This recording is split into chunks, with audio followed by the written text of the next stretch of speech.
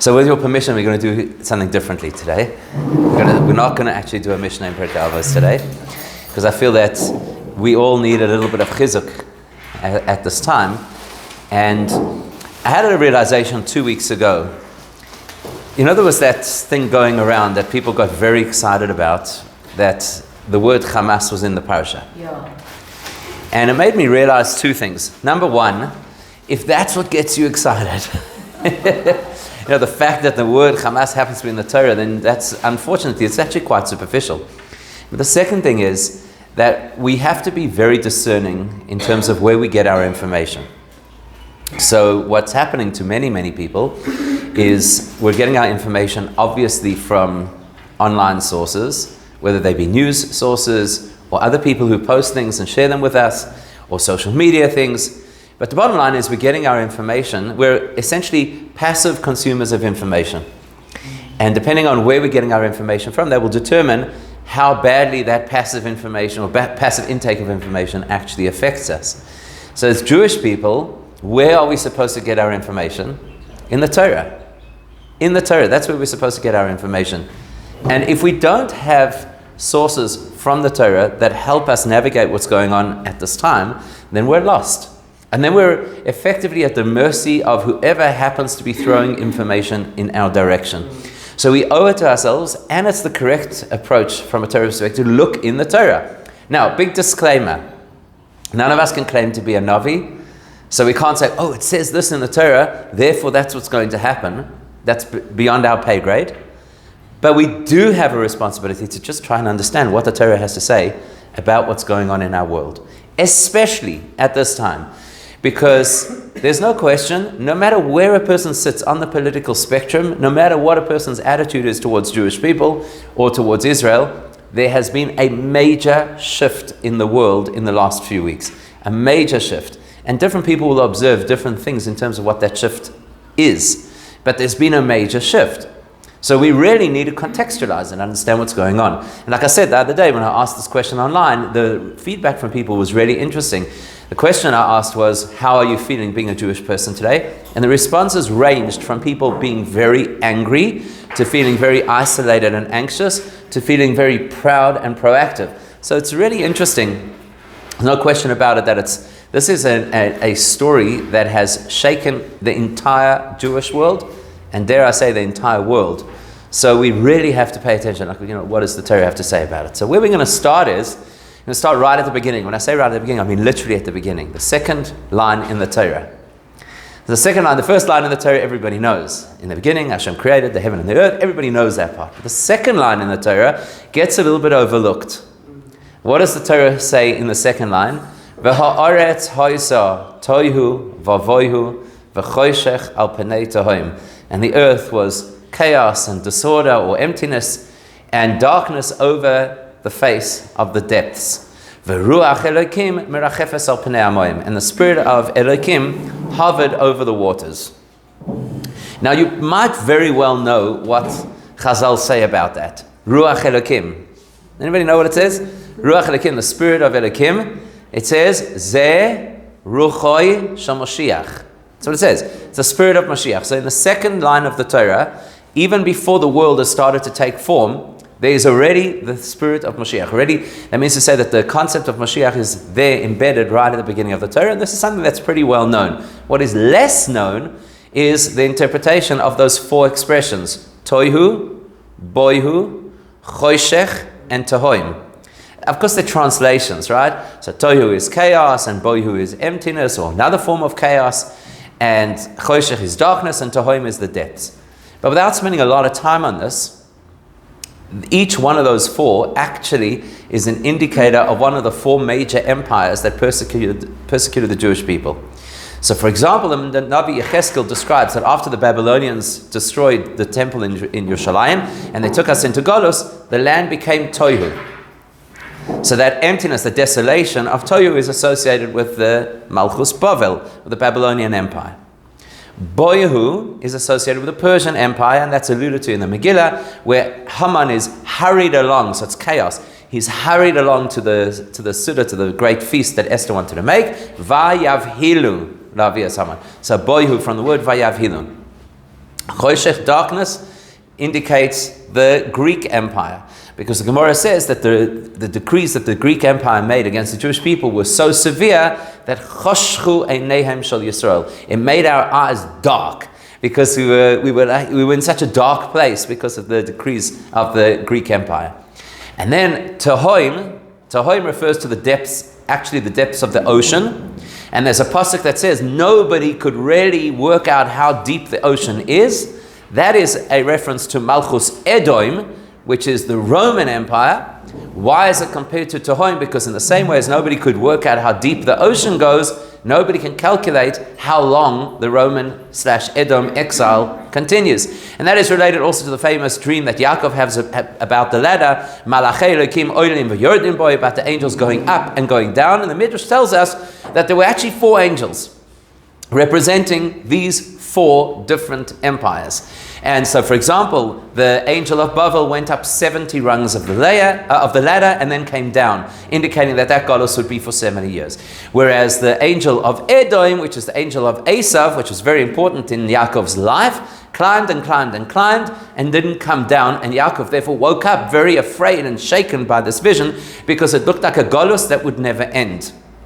And therefore we have the prophecy that comes many, many years later that says, In tagbi kanesher, if you raise yourself up like an eagle, which is the symbol of Edom, then misham oiritcha ne'um Hashem. Hashem promises that He will eventually bring them down.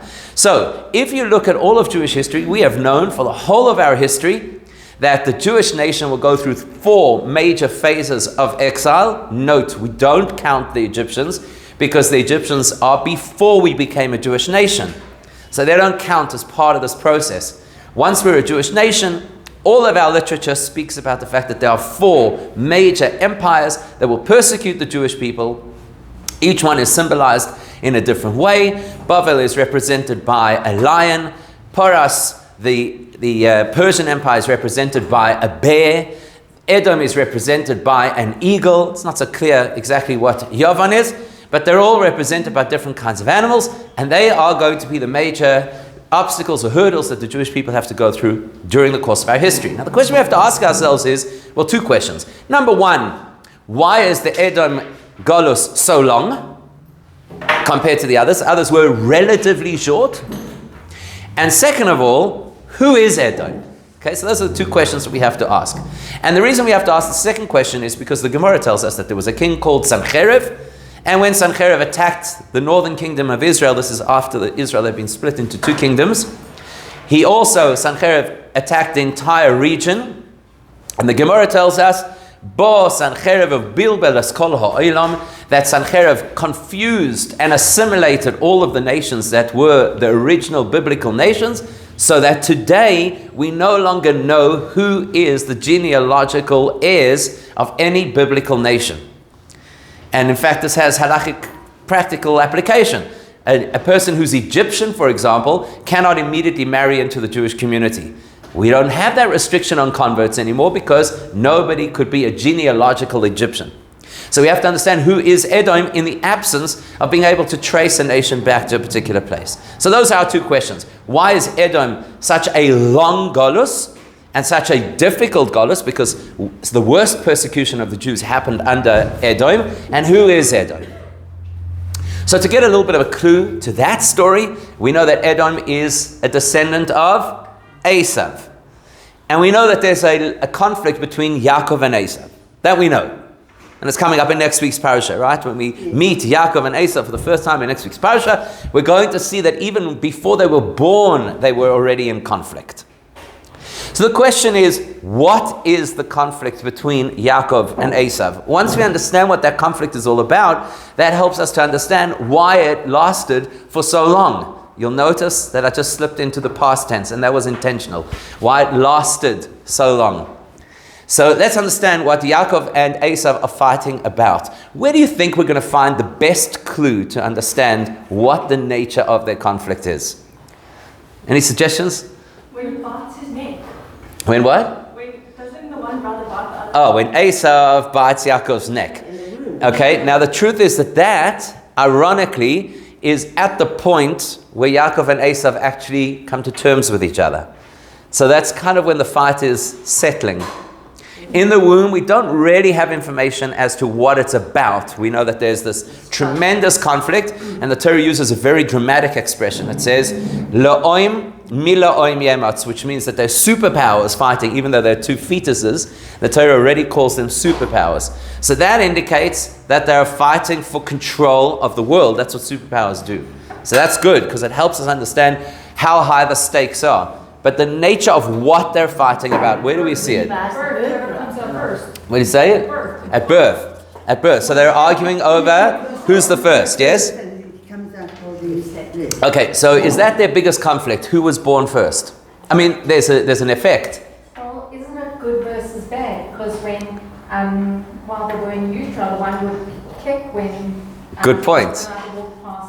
The Avodah Zarah. So Esav goes, correct? Esav is agitating when they pass a place of idolatry, and Yaakov is agitating when they pass a place of Torah learning, indicating that the conflict is a good versus evil conflict. Good, 100%. Let's drill it down and get a better insight into what distinguishes between good and evil, because obviously our side is going to say we're the good guys, and their side is going to say they're the good guys. So we've got to understand this a little further. So, because the birthright allows us to be the chosen nation. Good point. So we've got to analyze what the birthright is all about. Was the birthright the access to becoming the chosen nation? It's an interesting point, because the birthright actually only sets the stage for the real conflict. The real conflict is coming later. Where does it come? With the brocha that Yitzchak is going to give. Again, in next week's parasha. The brocha that Yitzchak will give to the one who is deserving of the birthright. So the birthright tees them up for the conflict, but the actual conflict is going to be about the brochas, right? Now that's interesting, because we've got to then analyze what are these brochas all about, and what could you have? What's the benefit of being the recipient of these brochas? So that's going to be really interesting for us. Now, all of this, and there are many, many points of entry, but I'm going to choose one that helps really clarify what's going on, because it's a fascinating point of entry. Remember that Yaakov and Esau have a massive fallout after Yaakov gets those brochas. And then Yaakov has to leave home. And it's only 2 decades later, more than 2 decades later, that they get to meet again face to face. And Yaakov doesn't know what to expect. What kind of a reception will he get from his brother Esau? He doesn't know what to expect. So he prepares himself for all eventualities. He prepares for battle, he prepares to daven, he prepares to placate his brother with a whole series of gifts. The night before their fateful meeting is one of the most cryptic and yet most important stories in all of this. Because the night before, what are we told? Vayivaser Yaakov levadoi. Yaakov remains alone. Vayavek ish imoy ad alois hashachar. And a man wrestles with him until dawn. Got that? So Yaakov remains alone, and a man wrestles with him until dawn. And then when dawn happens, then the man says, let me go.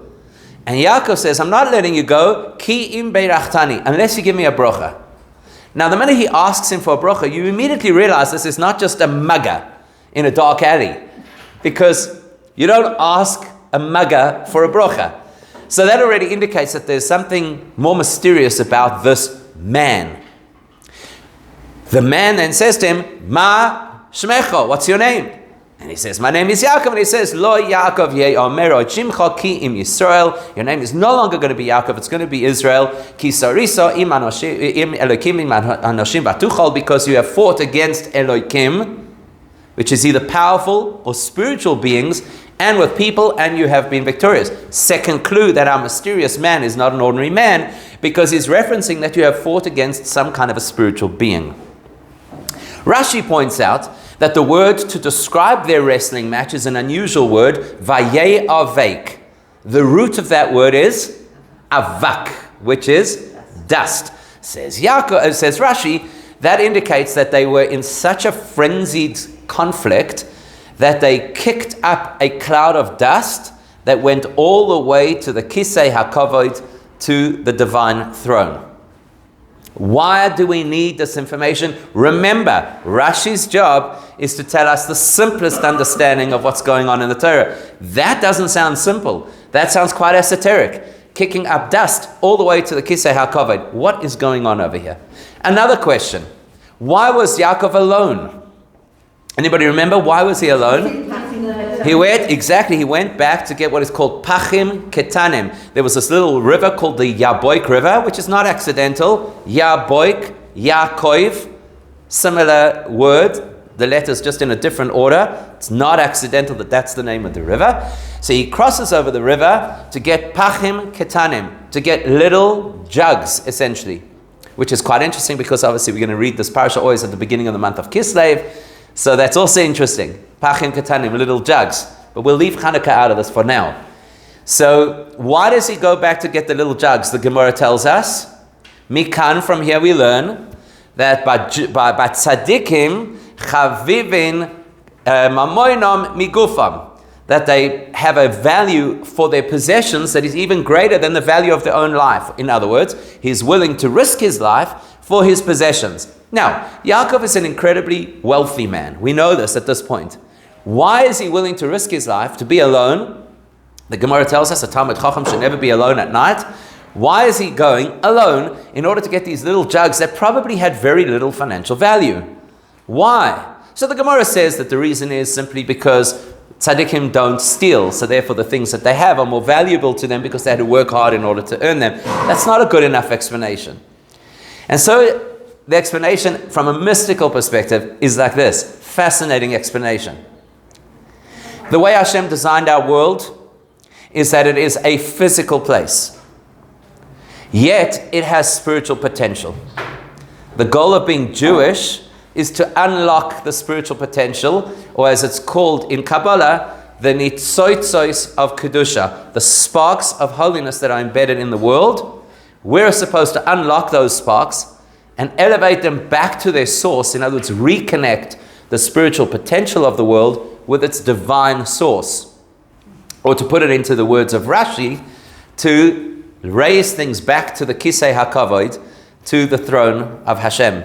And that's why he speaks about dust, because sparks are the little pieces, the little elements of fire that fly off an actual original fire, in the same way as dust are the little particles that break off an original solid piece of material.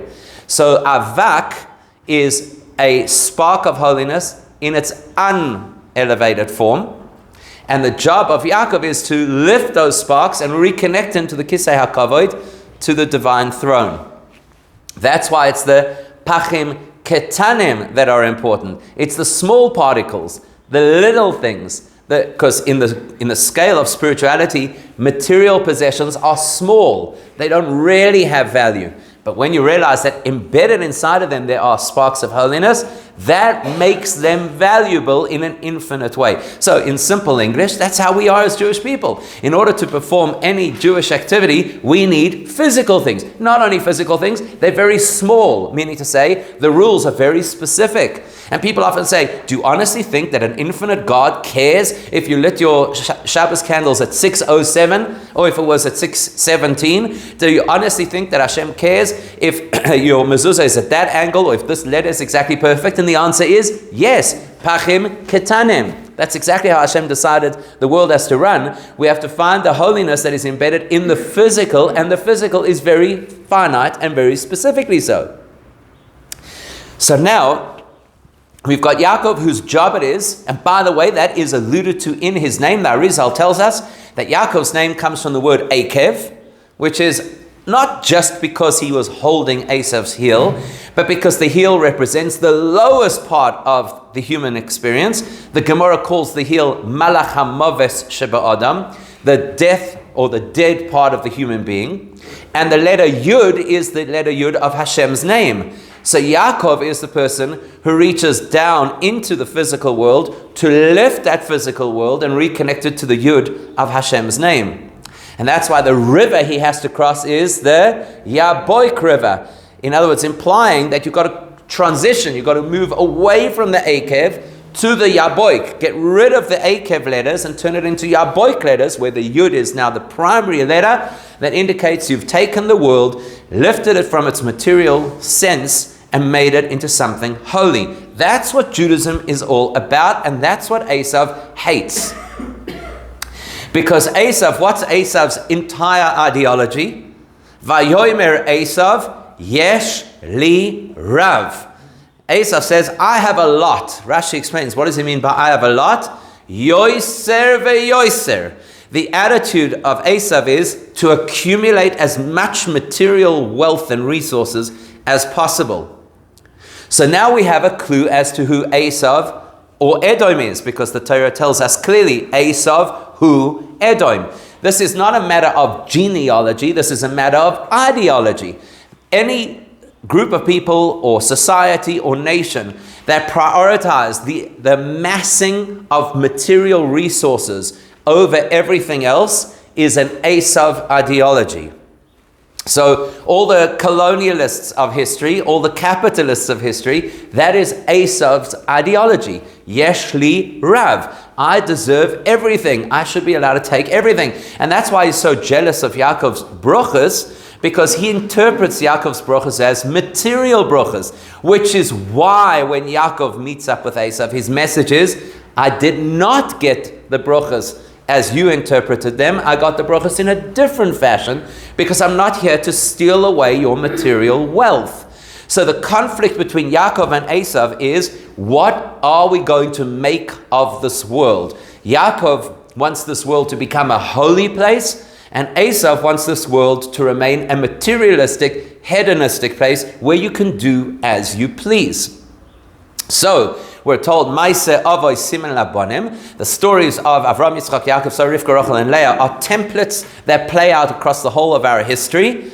The battle that Yaakov has with his brother Esav, and then the spiritual version of that battle, where he wrestles with this man, which we later discover from all of the commentaries is the Sar of Esav, the ministering angel to represent Esav. What are they fighting about? Exactly that. They're fighting about, is our world going to be a holy place, or is our world going to be a material place? Therefore, it says that the fight with this angel of Esav was until Amud HaShachar. There's an incredible medrash, where the medrash says, Vayivaser Yaakov levadoi. Everybody knows it because it became a popular song. Vayivaser Yaakov levadoi, that Yaakov remained alone. Says the medrash that is linked to the pasuk that says, V'niskav Hashem bayomahu levadoi bayomahu. V'niskav Hashem levadoi bayomahu. That Hashem will be elevated alone on that day. Anytime that a prophecy says Bayom Hahu, that day, it's referring to Mashiach. So the Medrash links the two. This moment where Yaakov is alone is to prepare us for the time where Hashem will be revealed and elevated alone. In other words, the conflict between Yaakov and Esav is to successfully prepare the world to be ready for the revelation of Hashem that will happen when Mashiach comes. As long as the world is a deeply material place, we're blocked from that revelation. Once we transform it into the holy place that Hashem intended it, then we're ready for that revelation of Hashem. That is called Amud HaShachar, dawn. When you're fighting, you're still in the dark. That's Golus is a time of darkness.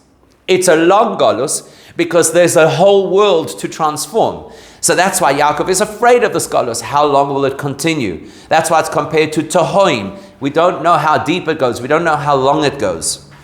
But what we do know is there comes a time, even though it feels like it's a forever Golus, there comes a time where Hashem says it will come right.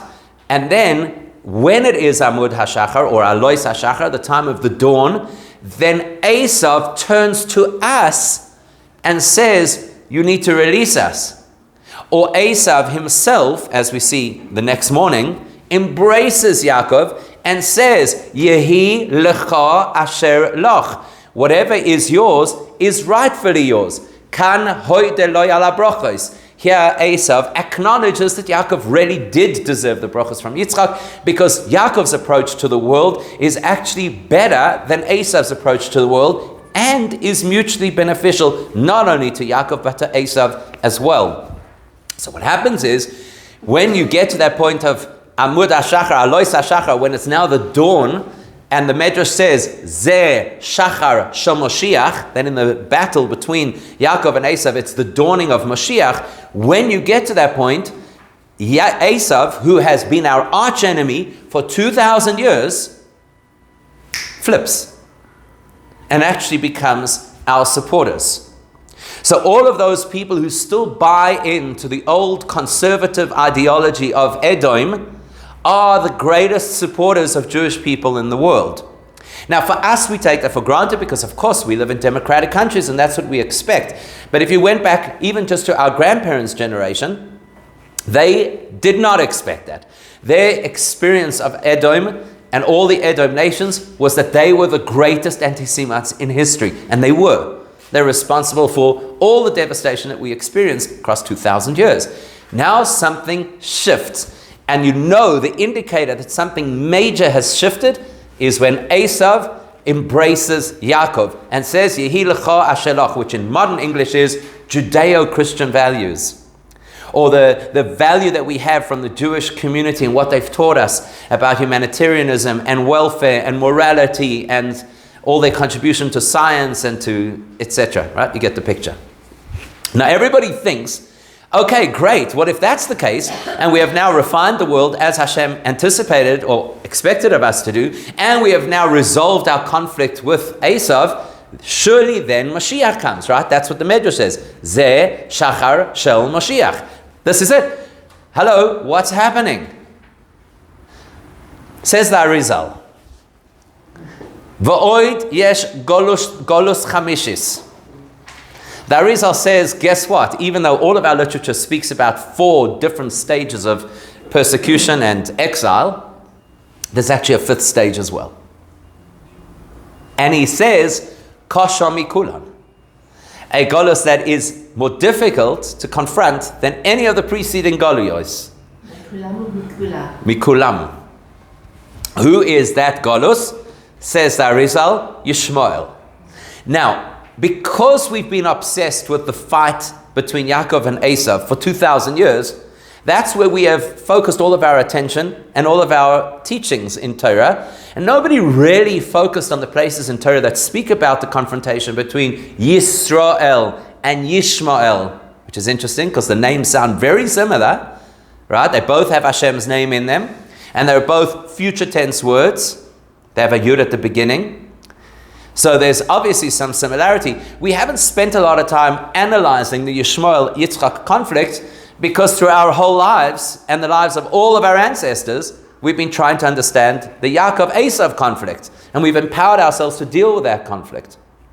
But all of the rules have now changed because now we have a Yishmael conflict. In the same way as Esau is an ideology, not a genealogy, we have to acknowledge that Yishmael is also an ideology, and it has nothing to do with where in the world people live.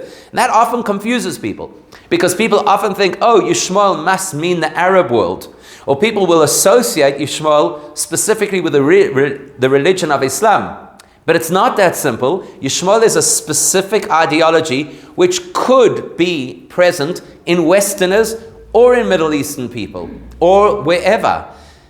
Especially when you consider that ultimately Yishmael himself marries into Esau's family. So we know that there's a crossover between the two. So we shouldn't get stuck in regional, religious, or genealogical background. We have to look at ideological background in order to understand who Yishmael is. So where will we find that information?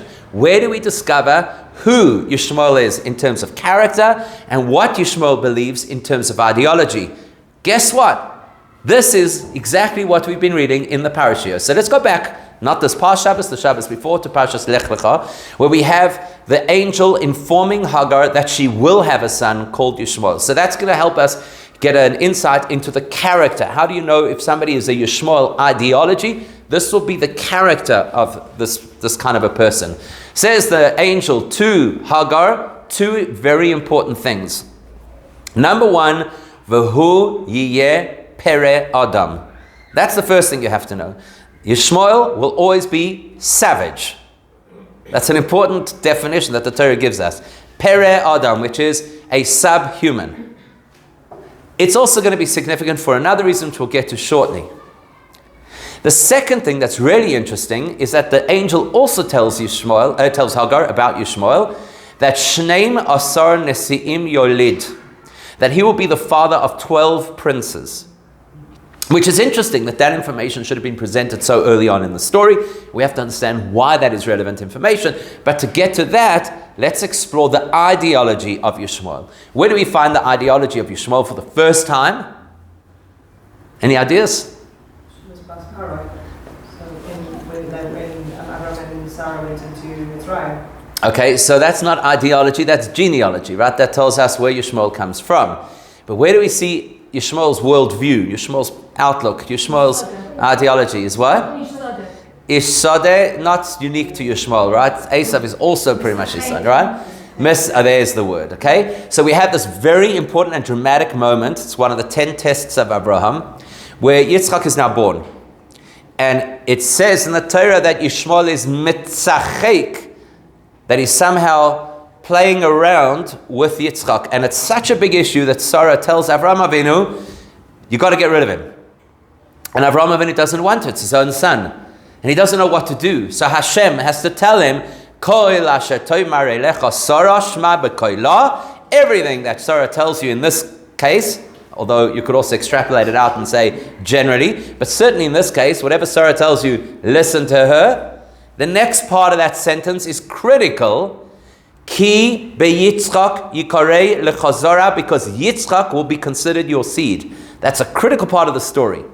So what was Yishmael mitzachek about? If we translate the word mitzachek, we could translate it as playing around, we could translate it as scoffing. Rashi does not translate it that way. Rashi tells us, and it's based on the Gemara, Rashi tells us that there are 3 possible interpretations of mitzachek. Number 1, mitzachek is used in the Torah to represent avodah zarah, idolatry. So Yishmael was trying to introduce foreign theologies to Yitzchak. Number 2, mitzachek is an expression also used in the Tanakh to represent immoral behavior, promiscuous behavior, indicating that part of the Yishmael ideology is to justify promiscuous behavior. The number 3, and without getting too technical, promiscuous behavior. Without getting too technical, promiscuous behavior is because Yishmael inherited Abraham's traits of chesed. Chesed, in its healthy context, is healthy love of other people. Chesed, in its unhealthy context, is corrupting love into depraved behavior. So there you see that link. Thirdly, mitzachek is an expression of murder. And there Rashi quotes the pasuk, very important pasuk to understand the ideology. Kemislalea hayore zikim, interesting language, like the scoffer who shoots missiles. V'oimer haloi mitzachek oni, and then says, I was only kidding. I didn't do it. Wasn't me. I didn't mean to hurt anybody. We don't have any hostages. We have guests. As they said over the weekend, right? I didn't mean to shoot it. They're homemade rockets. They're not real weapons. That kind of thing. But what's much more important for us, much more important, is what Rashi says next, in the next pasuk. Much more important. Sarah says to Abraham, you have to banish Yishmael from the house. Why? Ki loy yirash ben ha'amo hazois im beni im Yitzchak. Because this son of a maidservant is not going to inherit together with my son Yitzchak. Says Rashi, that tells you, and he's quoting Rabbi Shimon Bar Yochai, that tells you that the main thing that Yishmael agitated about was Yerusha, inheritance. That is the core of Yishmael ideology, inheritance. Let's understand what is so significant about inheritance.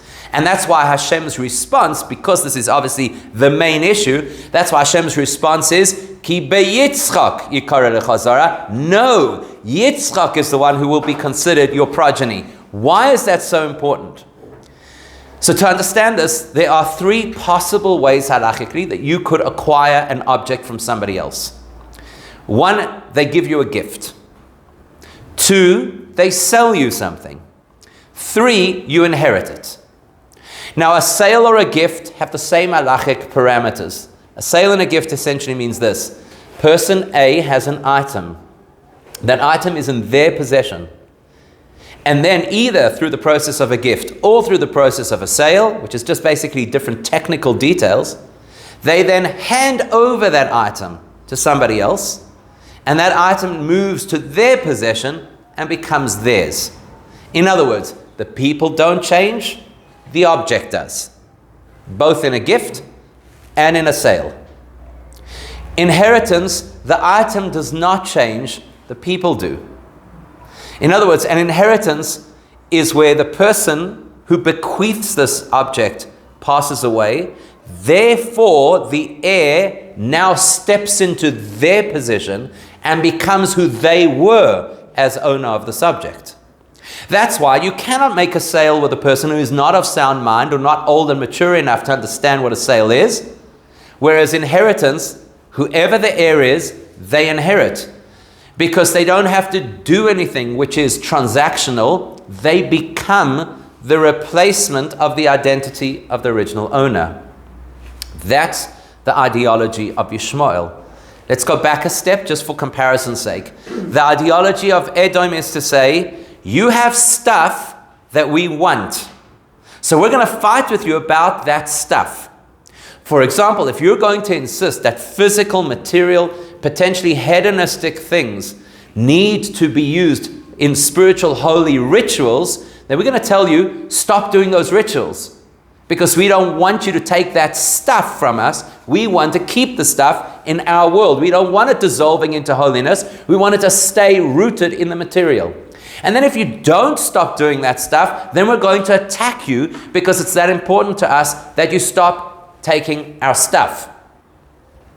That's the ideology of Edom, fighting over assets. The ideology of Yishmael is fighting over identity, because that's what Yerusha is. It's a matter of identity. You cannot buy an inheritance. You cannot be given an inheritance as a gift. The only way you can have an inheritance is you have to have that identity. It's a far deeper conflict, actually, than the conflict between Jacob and Esau. Because the conflict between Jacob and Esau is, let's convince Esau that the way we're working with the stuff isn't as threatening as they think, and then they'll come around. But when you're fighting over identity, how on earth are you going to come to common ground? This is our identity. This is not something that we can compromise on. This is not something we can meet halfway. It's our identity. And you cannot usurp our identity. But the ideology of Yishmael will be to do exactly that. To claim our identity. So they will claim that, oh no, you are Ashkenazi Jews of European origin. How do you have a right to a land in the Middle East? In other words, challenging our identity. They will place a building of religious significance on top of the site of our most significant holy site, and then claim you don't have the rights to that place because it's holy for us. In other words, this is trying to usurp our identity. Not to mention the fact, somebody posted a beautiful picture yesterday of the kid outside, the southern walls of the old city. There's those pieces of wall that were pushed down by the Romans. So there's a piece of massive stone over there with an inscription. It's engraved in Hebrew. And so the person posted the picture of their child and said, just for the record, this stone predates Islam by 600 years, predates Christianity by like 100 and some years, and it's from our second temple. So just to contextualize. But there's no concern with truth in a battle over identity. And so Yishmael is willing to sacrifice the truth for the purpose of usurping our identity. Now, the reason that this is so significant is because in order to prepare for Mashiach, there are two stages. The first stage is to prepare the world for Mashiach, which is done through fighting through that ideological difference with Esau until Esau actually embraces us. And then the second, deeper process is to clarify to the world who we are. Zerah, we are the heirs. We are those people that Hashem chose, not just to have a land, but to be those people. So the stakes are much higher on both sides of the conflict, because the stakes are very high for us. Now we have to stand up to our core identity, and the stakes are high for the opposition because they stand to lose their core identity. And that's why it's this conflagration. So going back to the Arizal references Tehillim 124. In Tehillim 124 we say, Lulei Hashem shehoya lanu yomarno Yisrael. Were it not for Hashem who supported us, who knows what would have, God forbid, happened to the Jewish people. And then he continues, Lulei Hashem shehoya lanu bekum aleinu Adam. What would have happened if Hashem hadn't supported us when Adam, a man, rose up against us? And then it continues, Azai chayim bela'unu. Then they would have swallowed us alive if Hashem hadn't helped us. Azai amayim shtafunu. And the water would have drowned us. Now, the Arizal didn't write any of his own teachings. They were recorded by his student, Reb Chaim Vital, who records this in his Sefer Eitz Chaim Tov. And he says, clearly over here, King David is referring to the two major conflicts of Jewish history. Edom in the first reference, and Yishmael in the second reference. Edom is a generic, Lulei Hashem shayolanu. If Hashem hadn't been there with us, we would never have overcome Edom. But when it comes to Yishmael, says the Arizal, it's more specific. Bekum aleinu Adam. Because unlike the other great nations that are always referenced in prophecy by the images of animals, the bear, the lion, the eagle, Yishmael is referenced as Adam. Except what kind of an Adam? Pere Adam. What does Pere Adam mean? Someone who wants to assume the identity of Adam. In the pasuk in Yeshaya that says Adam Atem, the Gemara learns from that Adam is a name the Torah uses specifically for the Jewish nation, as opposed to other collective nouns like Enosh or even Ish. Adam is specifically for the Jewish nation. Pere Adam, somebody who wants to become the Adam, who wants to usurp that identity of Adam. Says the Arizal, that's why immediately after it tells us about the Adam rising up against us, it speaks about Azai chayim bela'unu. They wanted to swallow us up. That is talking about Yishmael. Azai amayim shtafunu, but that they wanted to drown us, that reverts back to Esav, telling you the two different approaches of what each empire wants to do to the Jewish people. So when, God forbid, somebody drowns, even though of course it's fatal, but their body survives as evidence to the fact that they were murdered. So Edom wants that. Edom wants to drown the Jewish people, which means to eradicate the Jewish way of life and remember that there were Jews. So whether that's Titus leaving a wall of the base of the Har HaBayis of the Temple Mount so that the world can see what they conquered, or whether it was the Nazis in Shemam collecting artifacts to create a museum of the Jew so that everybody would remember who they had destroyed. It's the same attitude. Whereas Yishmael says, Arizal, the attitude is, Azai chayim bela'unu, they want to swallow us up. What does it mean, swallow us? Like the cows in Paro's dream, where the thin cows swallow the fat cows, but you can never tell that they were swallowed. In other words, not just to annihilate, God forbid, but to make as if we never existed, to replace our history, to replace our identity. So how do you respond to that? Firstly, you've got to realize, obviously, that this is a very deep conflict. It's like we've worked through all the superficial levels of what has to be corrected in our world, all the tikkun of the superficial levels in order to get to Mashiach, and now we're at the core level, because this is the question of who are we? What is it to be Jewish? So the answer to that is, clearly, we have to respond by showing and celebrating that identity. In other words, the response is to say, we are Jewish. It's like the guy in Ashul who told me this Shabbos, since the attacks, he hasn't taken off his yarmulke in 4 weeks. Now, it's not a frum guy, but he has to show his identity. Last week when I was in New York with these 1,200 college students, I noticed that they were all wearing their Magen Davids. Now, you have to remember what American college students are. They come from a whole range of backgrounds, including people who are not only secular, but many of them actually quite left in their ideology. But they were all wearing their Magen Davids. There's this need to identify. In other words, subconsciously, without realizing it, we recognize that this is this watershed moment where to be Jewish, we have to say, is who I am. It's not what I do, it's who I am. And that's why I believe we're seeing this surge of Jewish identity, whether it's soldiers wearing tzitzis, or people asking for tefillin, or mezuzahs, or whichever way people are expressing that identity. But it's exactly what's, so to speak, being coaxed out of us by the current challenge. And that is exactly what's supposed to happen in order to manifest Mashiach. There's a very interesting midrash that says in the prophecy of Bilam, Dorach koichav miyakov, the midrash says that's referring to Mashiach. The Talmud Yerushalmi says that's referring to every Jew. So how do you reconcile the two? Here, Bilam is prophesying this great star that comes shooting out of the heavens.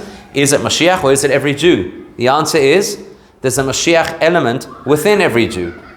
And by us exposing that Mashiach element, that's actually what manifests Mashiach in this world. So the old version of Mashiach that we used to have, the Mashiach comes swooping out of heaven with like a cape and a white donkey or whatever, maybe was a little bit childish.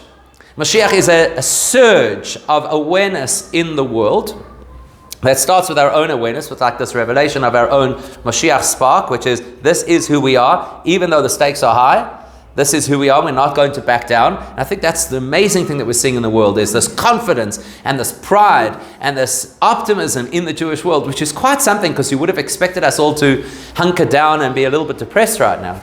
So that's the response that the world is looking for. Now we're told that any time there's a conflict, this is Psychology 101, even though it's quoted in Torah sources, whenever there's a conflict, as soon as one side feels that they're starting to lose, that's when they throw everything they have to try and claw their way back. So, like everybody's saying, how come there's so many rocket barrages right now? Like, where are all these rockets coming from? Well, that's exactly what it is, because this is it. This is their last stand. They've got to literally chuck out everything that they possibly have. In the same way, what we're seeing in the world is this last surge. But I want to say it goes one step deeper than that too, and that is that what's happening in our world today is there's been a lot of buried anti-Semitism. In other words, people have hidden their identity as anti-Semitic, and seeing as we're now in a conflict over identity, there's no option but to expose their identity. So those people who have always been anti-Semitic are now being vocal and public about it, and equally, those people who are Edom people are actually having to choose now to be vocal and supportive of us in an unprecedented way. So yesterday, for example, when somebody very indignantly posted their anger at the fact that they were not allowed into Santon City carrying a Palestinian flag, the comments on social media from local South Africans of every stripe were really refreshing, because they were basically saying, we're not interested in your nonsense and keep it out of our malls and right of admission reserved. So in other words, you're going to see more of this, on the one hand, polarization, but also clarification. Like the Navi Daniel says, that Yisbaru v'yislabnu v'yitzorfu rabim, that before Mashiach comes, things will be very clarified, because things were blurred. People hid behind all kinds of nice sounding ideologies, actually trying to be, anti-Semitic. I know we're a little bit over time, but just two more points. The one is also Psychology 101. The louder somebody protests something, the more likely it is that it's actually true. In other words, where a person says, I didn't mean to offend you, you know what that means. And when a person says, I guarantee you this is true, you know that it's not so true. So in the same way, in previous generations, anti-Semites had no problem saying that they were anti-Semitic. They said it outright. We hate Jewish people. Said it straight. Even today, certain elements of the right wing, whatever, they have no problem saying it. When people scream loudly, we have nothing against Jews, it is only against Israel. So the louder they're shouting at, the more it indicates that their problem is actually Jews. It's the identity of the Jew. It's not the religion of the Jew or the race of the Jew, or the practice of the Jew. It is the Jew. So that is an indicator that we're dealing with this conflict of identity. And the last part that we have to know, there's lots more that we could talk about, The last part that we have to know is Rashi also says that when Yishmael Hagar is promised that Yishmael will have 12 Nesi'im, so obviously we realize immediately the significance of 12 because it's a replacement ideology. So if we have 12 tribes, then they have to have 12 princes. But Rashi says the word Nesi'im is also referenced in the the language of Yeshaya as clouds. So Rashi says they will disperse like clouds. In other words, Rashi is telling us, if you think about it, when there's a storm coming and you watch those dark black clouds coming, it looks very ominous and overwhelming. And when the storm happens, it can be, for some people it's actually quite scary.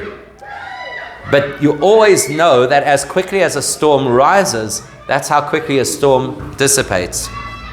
When you're dealing with a conflict over all of the materialism of this world, there are so many moving parts that it takes many generations in many different locations for us to slowly reconfigure every part of the world in order to eventually overcome Edom's belligerence to us.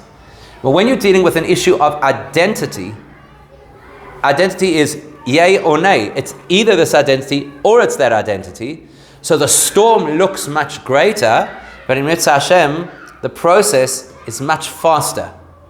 And that's what it says, that the Gemara in Sanhedrin tells us that before Mashiach comes, Hashem might send, I say might because there's differences of opinion, might send a king whose decrees are as difficult as the decrees of Haman. And then the whole Jewish world will do teshuvah, and then Mashiach will come. So our perception of teshuvah is everybody will have to become frum. It could be that teshuvah just means to return to our core identity. Teshuvah from the word lashuv, to return to and to proclaim our core identity, that is enough teshuvah that we need. And that can happen, as the expression goes, teshuvah is b'shaita chada uveriga chada, in one motion and in one moment. So Mitzvah Hashem, we shouldn't have to endure any of this conflict and hatred much longer, and we should, Mitzvah Hashem, see that this unfolds into Mashiach immediately.